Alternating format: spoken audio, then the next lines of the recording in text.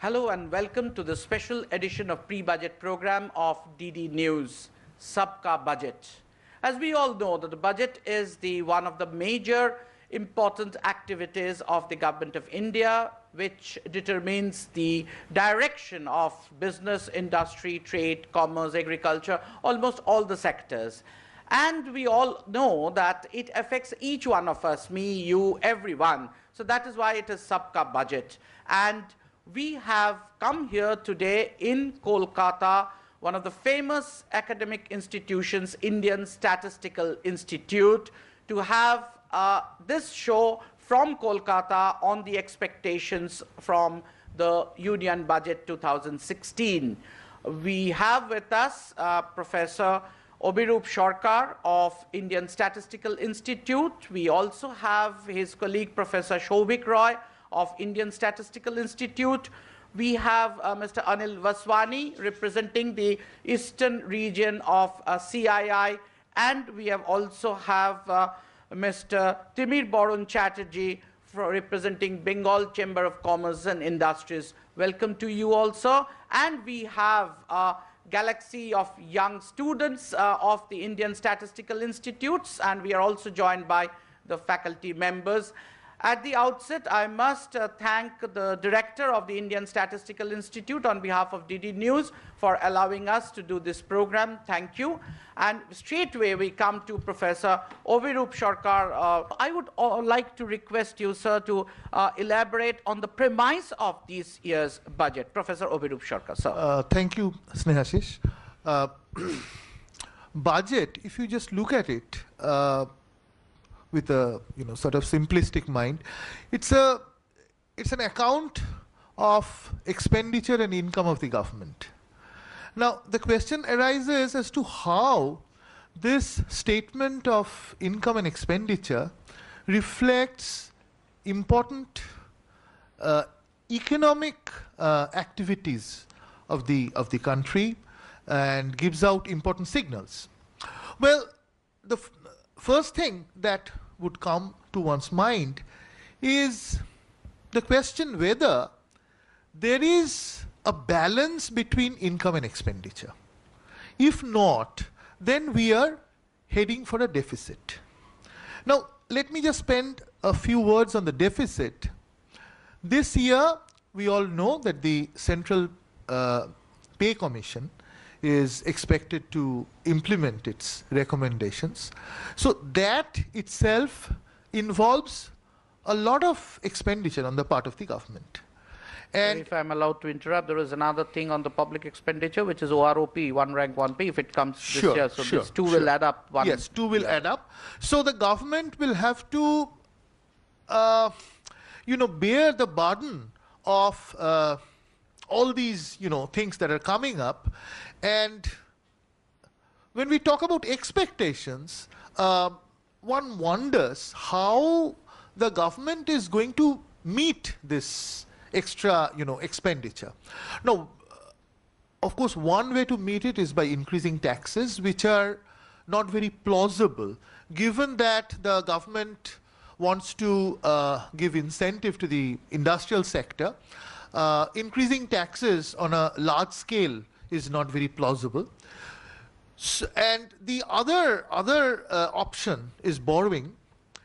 Then again, I would say that that is not very plausible because the government is already burdened with a lot of public debt, and the interest burden, the interest the government has to pay back to the government bondholders, that is quite a bit. So I think the government would have to resort to the third alternative, namely increasing the supply of money. Now, once the government increases the supply of money, that is going to be inflationary, and that is going to affect you and I. So overall, I think the budget, at least I expect, the budget would comprise of two things. One is giving more attention to the poor, to the welfare sector. And the other thing is that not intervening too much in the industrial sector. Now that, apart from other things, that would involve a steady tax policies. Finally, one of the main problems of the Indian economy right now is non-completion of projects.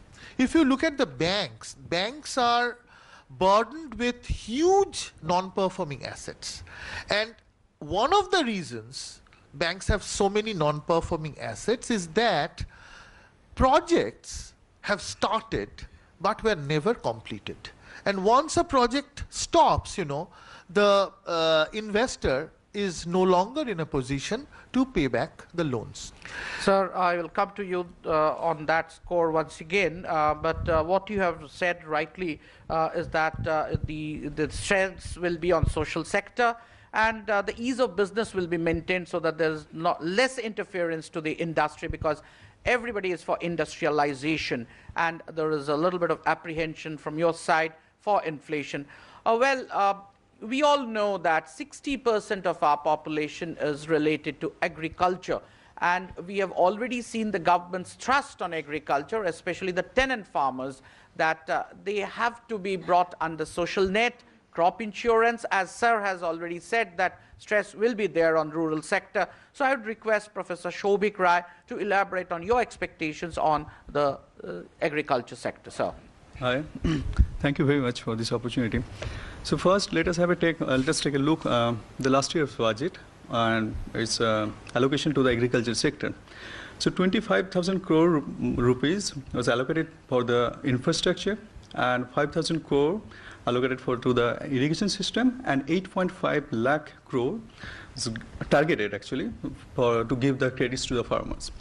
So firstly, you see, it's very hard to calculate the exact figures because we don't know. If we have some idea, if we think that something is needed to be done, but we don't know exactly how much it's going to cost.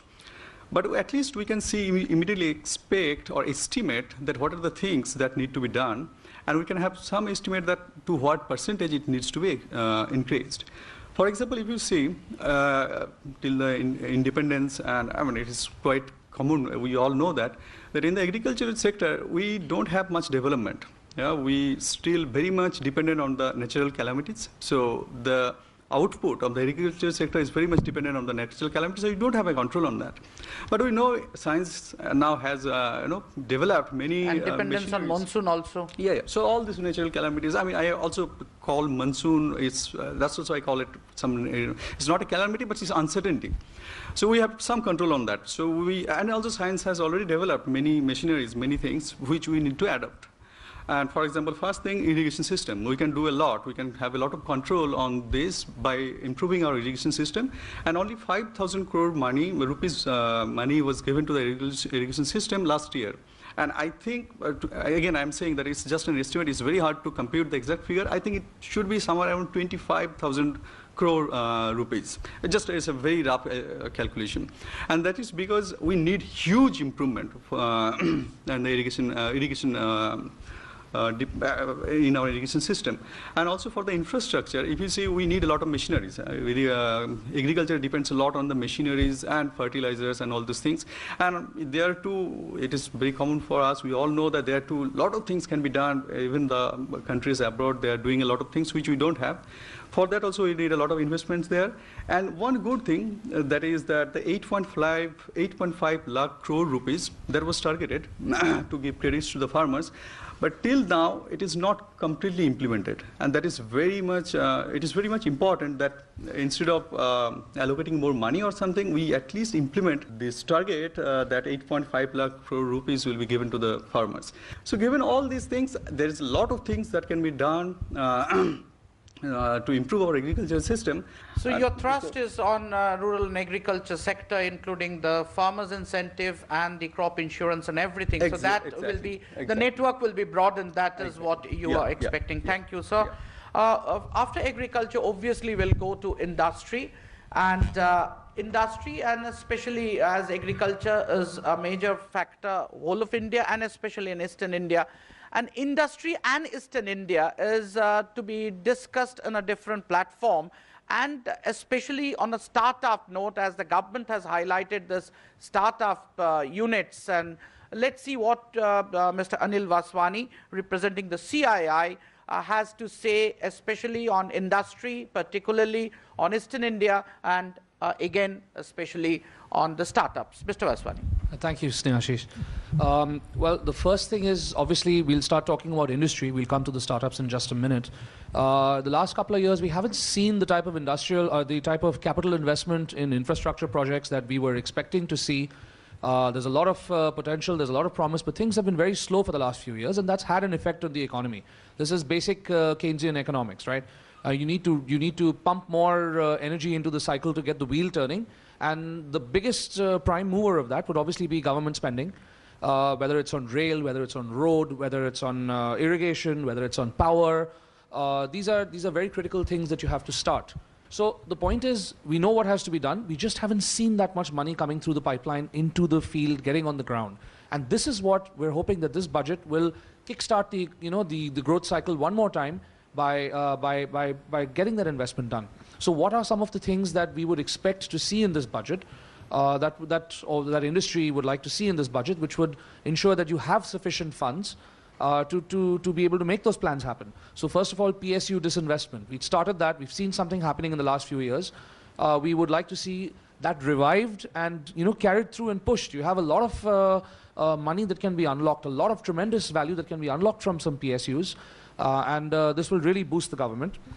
And one more point is very important. I think it may have been covered. You need to widen the tax base even further. We've done a very good job of direct and indirect taxes, and I know that...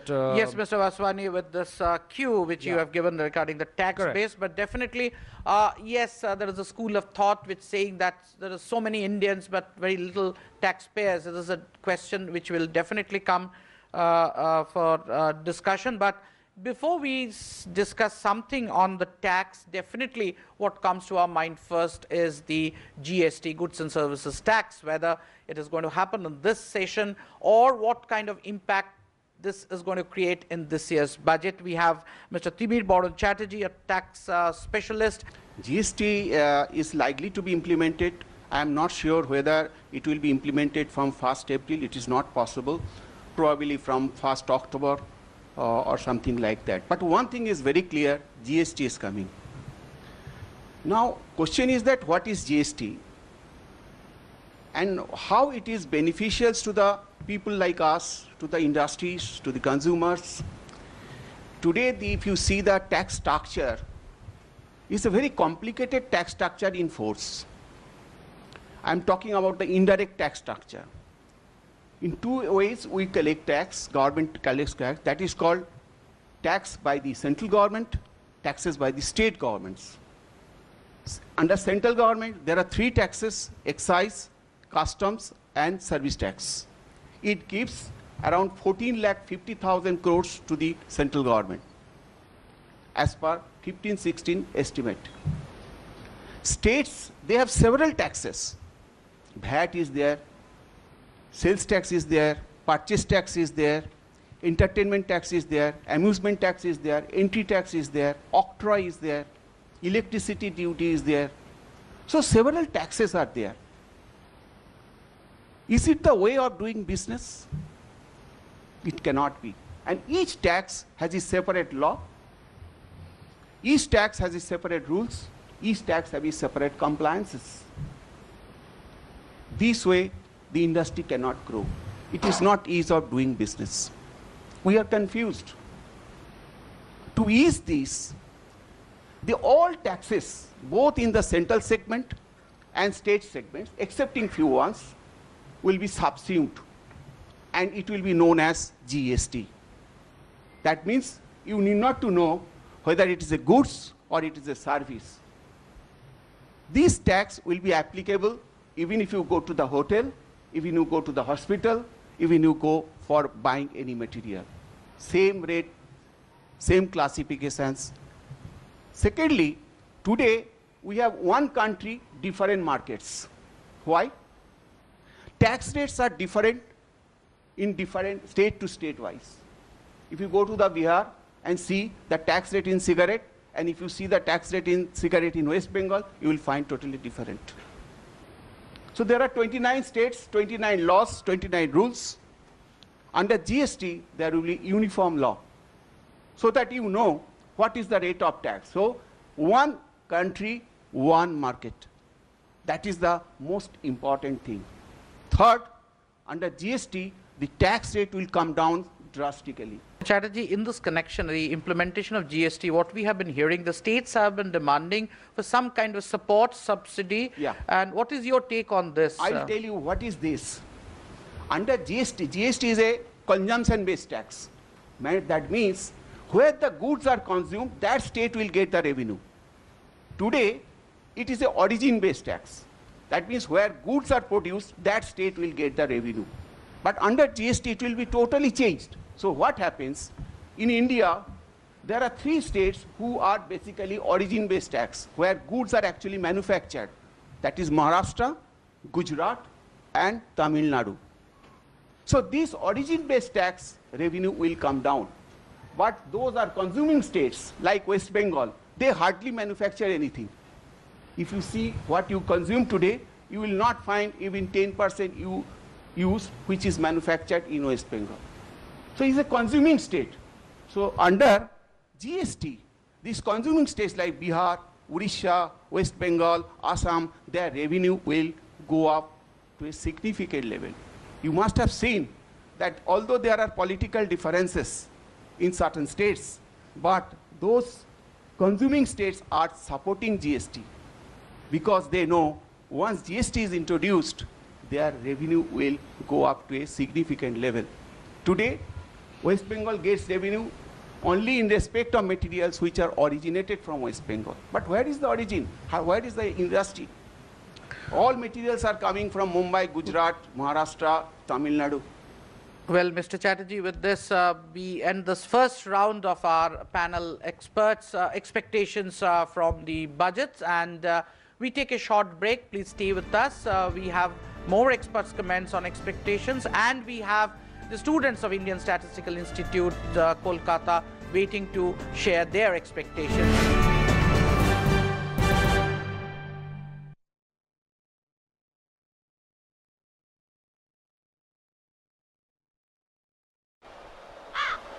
हिम्मत कैसे हुई तुम्हारी?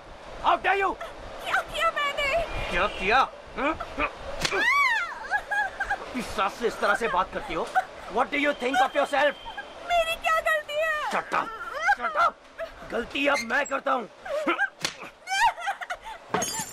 झूठ बोलने की आदत पड़ गई है तुमको. Just because I don't say anything. तुमको बस एक ही भाषा समझ में आएगी. एक ही. एक और बार अगर ऐसा हुआ ना तो मैं एक फोन कर सकता हूं?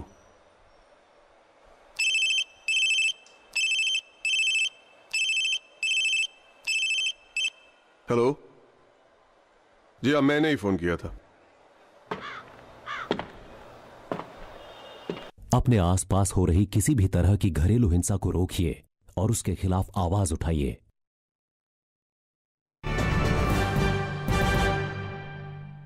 Welcome back to the Kolkata edition of Sabka Budget program. We are here in the Indian Statistical Institute doing the pre-budget program Sabka Budget on the expectations of budget. Now, it is for the students to express their expectations from the budget. We will request some of the students to share your expectations. Please. Every time I go out of the ISI campus, I see waste material dumped on the roads. I see open drains, and the entire hygienic condition is extremely poor outside. Now, as has been quoted during the discussion about smart cities and waste management systems to be improved, and the entire wave of the Swachh Bharat campaign. Now, my point is that this is a very micro-level issue that penetrates into every lane of a city, every corner of a government school. So I wish and I expect that this issue receives sufficient coverage and sufficient importance and financial coverage, given the severe implementation constraints. Since it's a micro-level issue, this will have implementation constraints. And definitely, as economists, we know that poor hygienic conditions and diseases lead to lower labor productivity, which ultimately hampers the GDP growth of any nation. So that is a point that I really wish the government should pay attention to and give more importance. It's an extremely relevant question, But the question is, the finance minister sitting in Delhi may not necessarily be particularly interested in the, condition of the hygiene outside ISI. So very true. I'm sure there's definitely major initiatives that are taken at the top level, right? You're talking about, say, for Swachh Bharat, we need so many crores more to, build toilets in all the villages and all that. That's very true. You're talking about what about outside at your own doorstep? That is something where I personally feel that that's something where you need more personal activism. But at the budget level, sure, there are major policy decisions that are taken. At the end of the day, it's people like you who will have to come down to the grassroots level and implement at a micro level, and you are going to be the person who makes a difference. India has gone up in terms of in the rankings of countries in terms of ease of doing business, although it was a very low increase, and we are expecting an increase in the government expenditure. Plus, government claims that we are we'll move further up in the rankings. So I would expect that the budget, from the budget, that there will be incentives from taxes, especially for the startups. Plus, I would expect there would be a boost in the Make in India campaign, which I feel is still in its infancy. Add his inputs as well. So yeah, I mean, I forgot to, I was going to actually talk a little bit about startups, but I think we didn't get around to it. There's a tremendous energy that is there in the youth of today. I mean, not necessarily, startups don't necessarily have to be youth, but a lot of you today, after getting out of this institute, may probably want to go and, think of, you have an idea. It may be something very simple, it could be something very complex. The fact is, by Startup Stand Up India, the scheme that you have today and the funds that are going into it to make it easily accessible for you to, to start up your own business, that should make a very big difference in the, at the grassroots level, starting up businesses in India, in, getting more people involved in businesses. And I think it'll contribute, I think, initially in a very small way, but this is a tremendous movement which I think can only get larger and larger and only snowball. And as far as Make in India is concerned, I think already many big things have started happening. For example, in the defense sector, there's a tremendous initiative that whatever India is going to, warships, tanks, major defense expenditure, 30% of that has to be in this country. You have to build it in India. So, for example, you have very large, big corporate houses have already started up their own separate defense business, strategic business units. I know the Tatas, the Mahindras, there are, and to name so many more. They've already started up their own defense sector units. This is going to pump in a lot of money. It's going to save a lot of dollar expenditure as well. And at the same time, it's going to build up a lot more new industries in India which did not exist previously in the past. So yeah, it's an exciting time. I'll just tell you that for startups, I think in this particular budget, certain provisions are certainly coming. So far, tax exemptions are concerned. It will be like SEZ type. Like for SEZ, we have first 5 years 100%, next 5 years 50%, next 5 years 50%. So 15 years tax exemption is there. It will not be there to that extent, but we expect certain tax exemption scheme in this particular budget. The Mudra Bank, which was set up in the previous budget, they have already disbursed 1 lakh crores. 1 lakh crores to the startups and others, MSMEs. So, lot of financing are going on, tax benefits are going on, ease of doing business are also going on in a phased manner. But I think it will certainly create a positive impact in the economy. Thank you very much, Mr. Chatterjee, for your wish list. Definitely, we know that the startups will have some kind of consideration, and one school of thought is saying that if you have more employment, then you are going to get some reduction of the tax. So that is another area which may come up. Thank you very much for your valuable inputs. Yes, we go to the students. Yes, next. According to the 2001 and 11 census, the unemployment rate in India went up from 6.8 to 9.6%. And as of today, there are more than 84 million Indians who are educated, literate, but are unemployed. So we are seeing a lot of spending in various education schemes like Sarva Shiksha Abhiyan and many others. So what can we expect from this budget so that the education schemes can be directed more towards employability? Well, you see, the government a few years ago embarked on a program called Make in India. I'm just referring to that because Make in India requires people who have the right kind of training or expertise to produce goods which are which can compete in the world market. Now, for that, you need education. So, if you want to employ people meaningfully, you need a pool of, well-educated youngsters. And for that, the government needs to increase its allocation to the education sector. Unfortunately, last year, the allocation to the educational sector actually went down.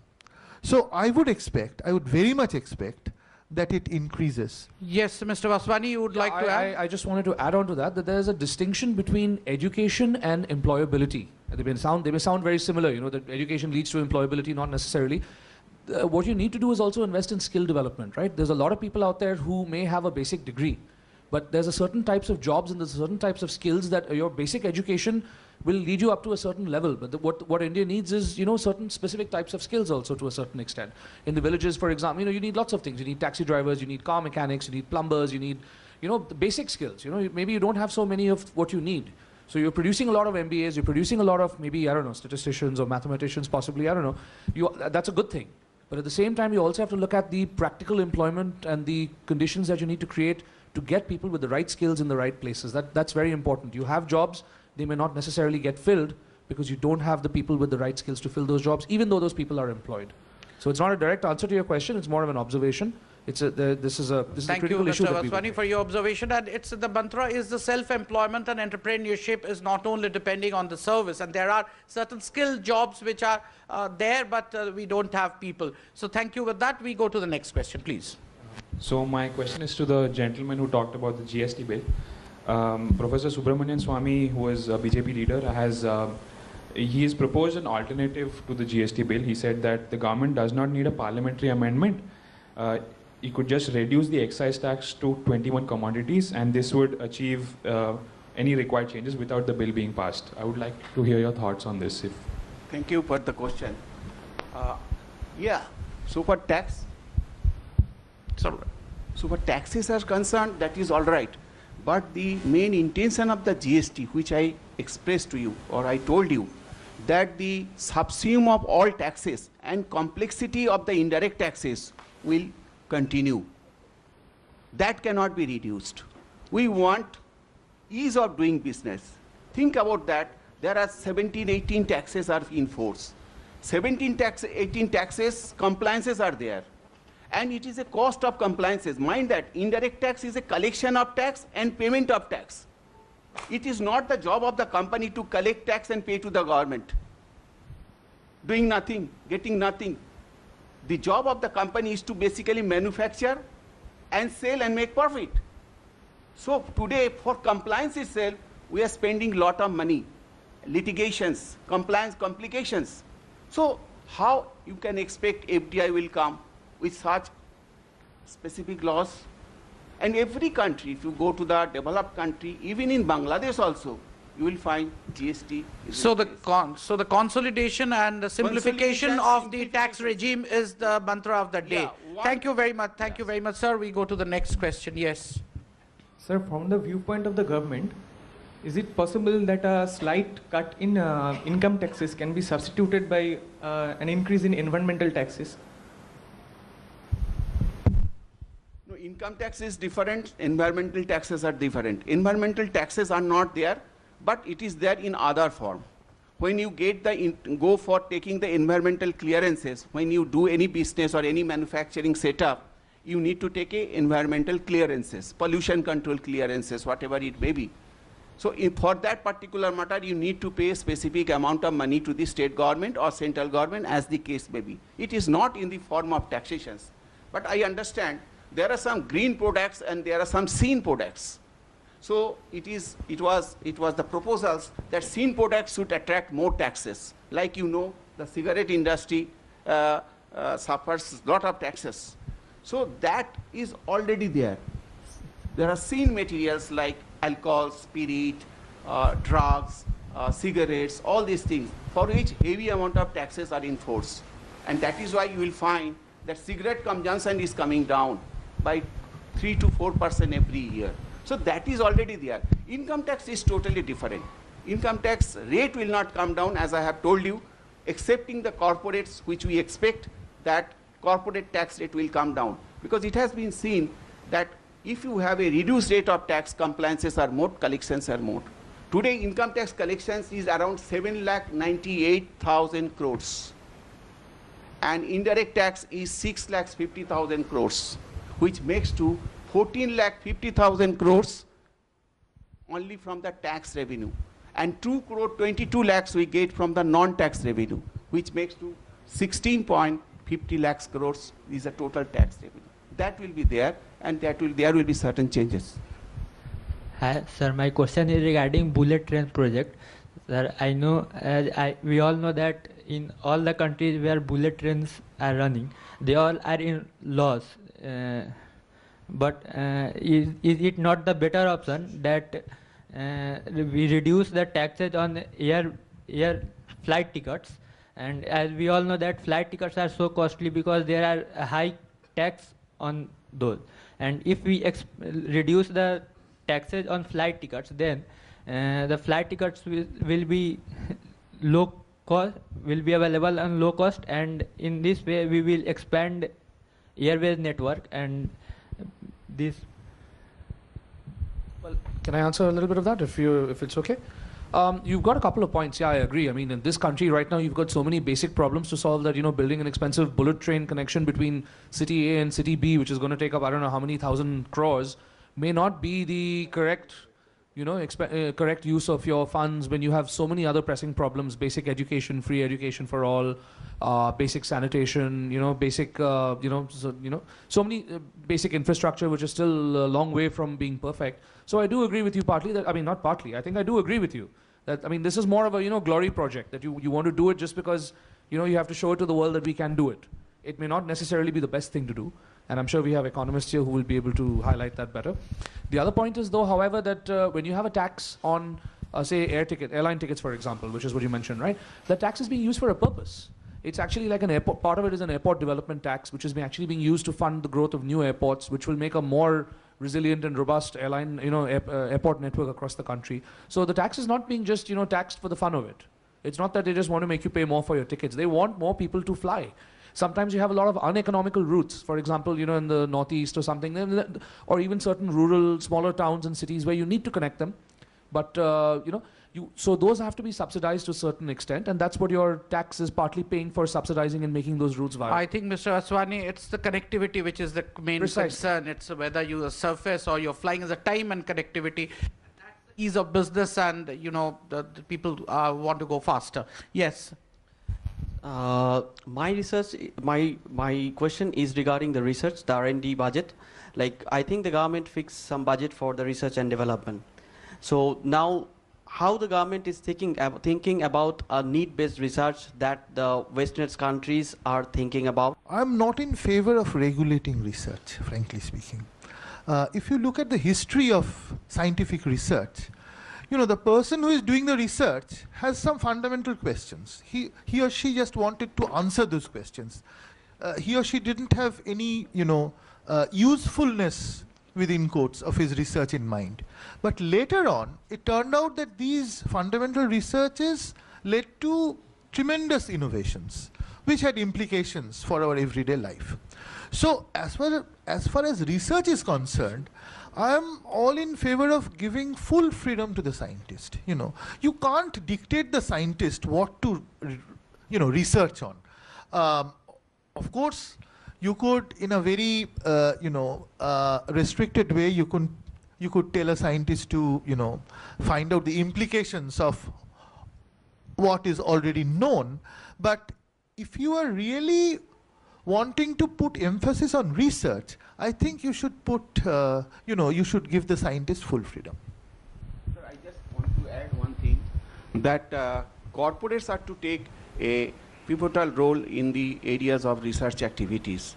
And of late, they are started taking the actions, and the government has come out with a specific proposals that those who are registered under the Ministry of Science and Industrial Research, they would get a certain specific benefits in the tax concessions.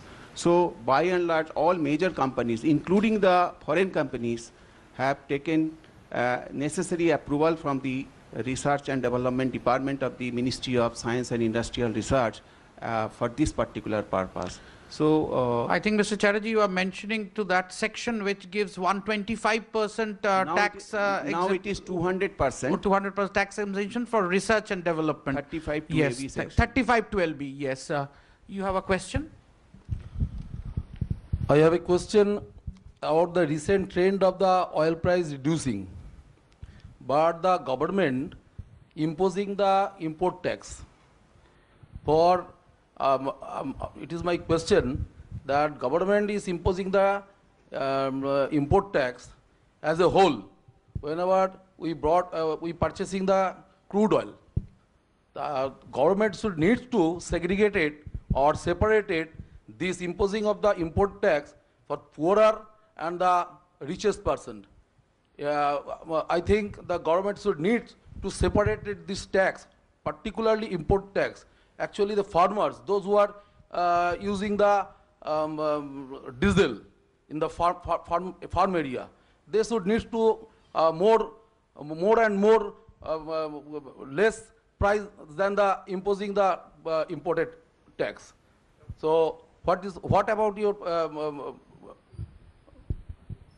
opinion? See, the one problem is that when diesel is being imported, right, you cannot guarantee the use it will be put to, right? You cannot really say that this diesel is going to be used by the farmer and this diesel is going to be used by someone who has a Mercedes Benz and would be using this diesel to run his car. So a priori you cannot make a distinction, you don't know.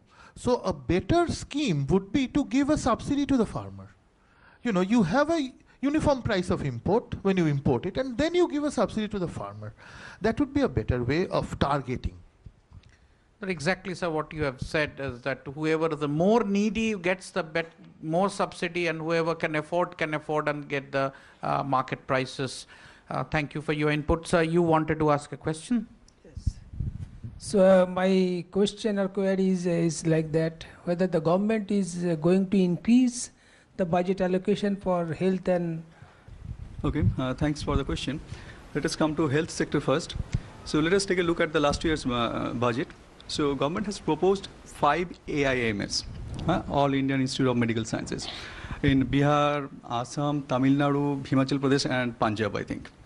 But as you all know, at least the way what we can see that we don't see any progress there, till this point. But things take time.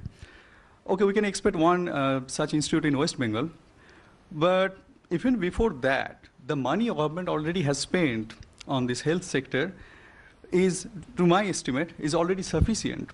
If you compare it with the money spent the year before the last year, then it has increased already in the last year's budget. This year, I again expect it to be increased, but I think the money that is already allocated is not being used properly. So it can also be regulated. Only one thing I have personally felt, and many people also think, that the pharmaceutical industries, they didn't get enough attention last year's budget. So they expected some tax exemptions and everything, but that didn't happen. And this year also they are asking the government for some tax exemptions or something, these pharmaceutical companies. That's the only thing. So in my opinion, in the health sector, if you see in the relative to the amount spent on the other sectors, health sector is getting so relatively what it was getting for last couple of years. And government also has proposed certain AIMS and certain other things. Of course it can do better, and I personally think whatever it has done, first it should be implemented. For the academic education, firstly, there is again a lot of money spent there, but the monitoring is a huge problem there. We all know that the money that is supposed to be used by the students, by the Sarva Shiksha mission students for their midday meal and so on, they hardly actually been used by those students in the proper way. So, but again, as it is already discussed, that government in the budget can allocate only money, but how it is, they cannot completely control or monitor the complete process. That requires other things. So again, summarizing health, education, we have something, we first need to ensure that whatever we have, it is used properly, but adding to that, law and justice and enriching the life of women, it requires much more investment or whatever, allocation by the government. I would expect the government to invest more in this budget. Yeah, I'm going to raise $1 million question. What will happen to the central sponsored schemes? Let me get a clue from the earlier budget. It is about saying 8 centrally sponsored schemes should be delinked and 24 to be run with shared pattern. So most of the states are in a financial distress. Neither they can sponsor infrastructure. So if it's a matching grant sort of thing, what will be the consequence of central sponsorship? This is the first one. The last one is about the DBT, the direct benefit transfer. Central government had done it for 23 districts in India, but not covering kerosene, then food products and so on, rice, or wheat through PDS. So I would be happy if DBT is extended to other states and districts, including about food items and kerosene and fertilizers. Thank you. About centrally sponsored schemes, we all know that there has been a change in the stance of the government. Previously, the government used to dictate exactly on which schemes money is to be spent, and money would come on that account and the states would have to spend their money exactly on that account. From the last year onwards, the central government, following the recommendations of the Finance Commission, 14th Finance Commission, has decided that a big amount of money is to be given to the state, and the state will decide exactly which scheme to follow up. Now, that has 2 advantages, I think. One is that the states would have more autonomy now. They can decide for themselves what is more important and what is less important. So that is one thing, decentralization in some sense. The other advantage is that if you look at the list of central government schemes, it's a big list, and more often than not, there would be more than one schemes overlapping with one another. You have 5 schemes basically with the same purpose, same objective. So here is an opportunity for the states to sort of tidy things up. Just get rid of the old schemes and keep only those which are relevant. So these are the plus points about reducing the number of central government schemes. There are negative points as well. The negative point, in my opinion, is that there could be a state which, for several, various reasons, part of that could be political, might decide to allocate money not to education, not to health, but to some purpose which is not so productive. Now, that possibility, of course, is there. But then one can always argue that, after all, we are giving autonomy to the state, and it's the state that will decide. So, even if there is a possibility of misallocation of funds, I would think that giving more autonomy to the states is a welcome step. My question is a general one, unlike last year, do we expect this budget to be a populist one? Well, you see, in one sense, if you look at the essence of democracy, right? Democracy as an institution is more fairer than market as an institution. In a market, the person who has more money has more power. In a democracy, everyone has one vote, the same one vote.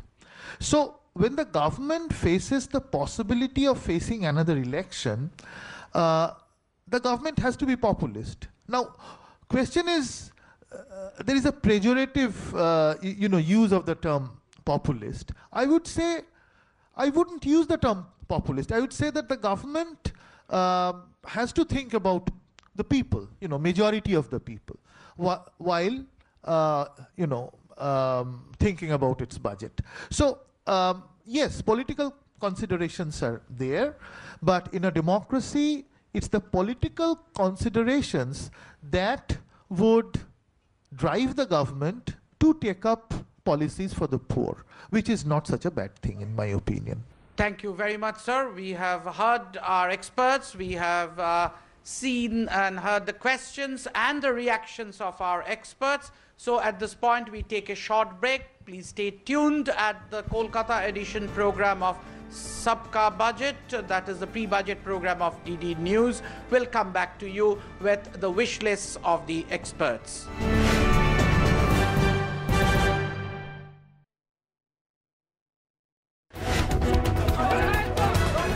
बड़ी खबरें जिनसे बनती हैं दुनिया भर में सुर्खियां, अहम मुद्दे जो डालते हैं विश्व पर अपना असर, दुनिया के हर कोने से हर बड़ी खबर पर हमारी नजर।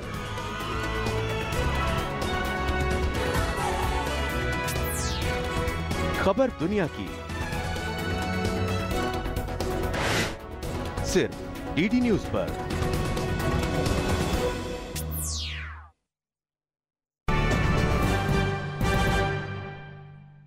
Welcome back to the Kolkata edition of the Sabka Budget program here in the Indian Statistical Institute. You have heard the experts, you have heard the questions of the students and other faculty members and the reactions to them by the experts. Now we will have in the last round a wish list by our experts present here. I have already introduced Professor Obhirup Sarkar of Indian Statistical Institute, Professor Shouvik Roy of Indian Statistical Institute, Mr. Anil Vaswani representing CII, and Mr. Timir Boron Chatterjee representing Bengal Chamber of Commerce and Industries. We begin with Professor Obhirup Sarkar. Sir, your wish list for the forthcoming budget. We have been talking about ease of doing business, importance of that. Now, ease of doing business is to a large extent related to bureaucracy, how efficiently the bureaucracy is functioning. Now, in our country, for a bureaucrat, if he or she doesn't do anything, there is no punishment. But if he takes a wrong move, he can be, CBI could start investigation and this and that. So the incentives are very, very, pervert, so to say. There is no punishment for not doing anything, but punishment for trying to do something, so to say. So I wish the budget or the government in general would come up with some new incentive schemes which would induce the bureaucrats to work more efficiently. So I want to mention three, sectors where I wish that the government allocates a lot of money. First one is agriculture, because as I have already said, that it needs to be modernized, and it requires huge allocation of funds, and then enriching the life of women. Over the years, if you see, many things have been done where many things can be done we can immediately think of. And thirdly, the law and justice. As I have already mentioned, that if you see in the last 10 years, the number of new courts or police stations, the number is really low compared to the other and national highways, schools, hospitals, and so on. And we need all these things because we see that if you go to court, on the expectation it takes about 2-3 years, even for a simple matter, to get resolved.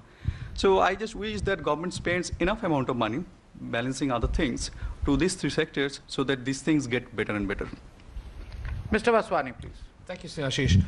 From the point of view of industry, I'll be very brief. There are 6 major things on a wish list that I think industry in general is expecting from this budget. Number 1, increase your capital expenditure. Number 2, continue with the PSU disinvestment that has been talked about and started. Number 3, widen the tax base as far as you can.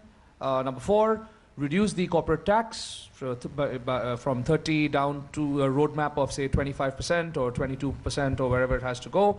This is very important for us. Number 5, simplify your taxes and norms so that the ease of doing business in India becomes better, so that it can attract more people into the country to do it. And number 6, bring in GST. This is the most important thing that I think all of us are waiting for. It's long overdue, and the sooner it comes in, the better. And that's all that we need. These are the 6 simple points that will really, just really punch home everything for us in industry. Thank you. Over to Mr. Chatterjee. I have few wish list. I will not say wish list. There are negatives and also positive expectations.